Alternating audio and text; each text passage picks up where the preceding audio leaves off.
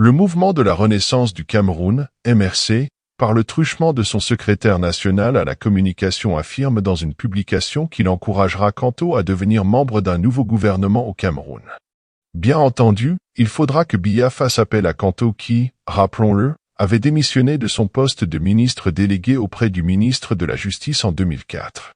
Aujourd'hui, si Paul Biya sollicite Maurice Kanto dans les mêmes conditions qu'en 2004 pour entrer dans le gouvernement, je serai le premier à l'encourager d'accepter.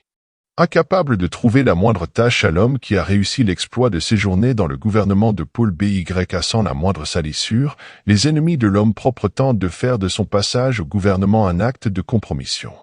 Ils sont même allés jusqu'à fabriquer des histoires de 14 milliards. Il faut que les choses soient claires. Chaque fois que l'intégrité territoriale du Cameroun sera menacée, chacun de ses fils devra répondre présent pour le défendre et c'est ce que Maurice Kanto a fait et qu'il devra encore être prêt à faire, écrit Joseph Emmanuel Ateba. En acceptant la mission de Bakassi, Maurice a démontré que son amour pour le Cameroun était sans limite et que cet amour était au-dessus de toute autre considération. Maurice Kanto est le seul ministre sans étiquette politique à son entrée au gouvernement qui en est ressorti sans avoir fait allégeance au RDPC. Ils reconnaissent tous la gravité des événements de 2008, y compris les cadres du RDPC, mais reprochent à Kanto de n'avoir rien fait comme si c'est lui qui avait ordonné le déploiement du BIR et les condamnations qui s'en étaient suivies. Que le vouliez ou non, Maurice Kanto est la preuve que tous les Camerounais ne sont pas pourris comme tente à le démontrer Paul Biya pour justifier ses 41 ans d'échec, ajoute le Sénacom du MRC. La candidature potentielle de Maurice Kanto à l'élection présidentielle de 2025 crée des divergences d'opinion parmi les experts juridiques et politiques. Les discussions se concentrent sur l'interprétation de l'article 121 du Code électoral, qui semble exclure le MRC de la course présidentielle en raison de son boycott des élections de 2020. Dans son discours de fin d'année, Maurice Kanto a souligné que l'article 121 ne représente pas un obstacle majeur, car le MRC compte parmi ses rangs des élus issus de scrutins antérieurs, conservant ainsi leur statut actuel.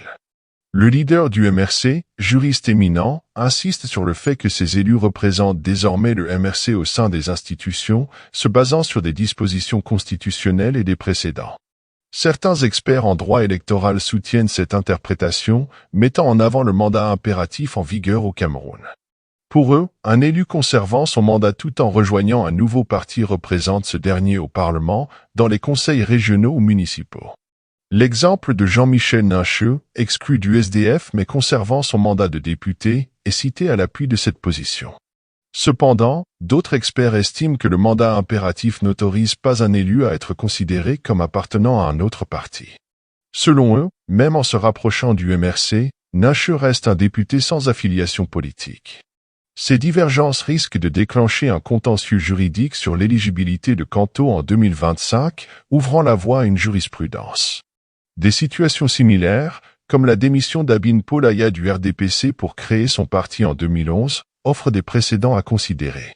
Les mois à venir seront déterminants pour savoir si Maurice Kanto pourra se présenter en 2025 ou si des décisions juridiques devront trancher la question complexe de son éligibilité.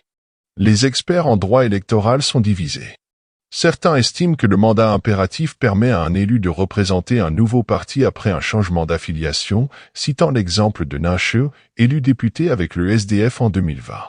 D'autres pensent que le mandat impératif conserve le mandat, mais pas l'affiliation politique, maintenant Nincheux en tant que député indépendant malgré son rapprochement avec le MRC. Ces divergences pourraient mener à des contestations juridiques sur l'éligibilité de Kanto en 2025, laissant planer l'incertitude sur l'issue de cette situation complexe.